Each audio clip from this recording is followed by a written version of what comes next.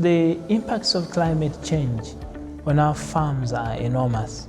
And also being a farmer leader, I'm seeing it across our country that these impacts are affecting the farmers differently. We don't use irrigation, we depend on rain-fed agriculture. So it's becoming very hard for the farmers, especially in Uganda or in Africa, to grow crops and also rear animals on their farms because of water scarcity. There are a lot of droughts. There's also another thing that it has brought, an impact, and this is about the proliferation of pests and diseases.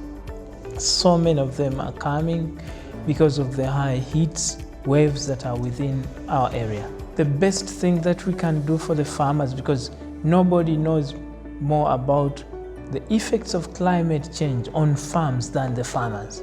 So what does it mean?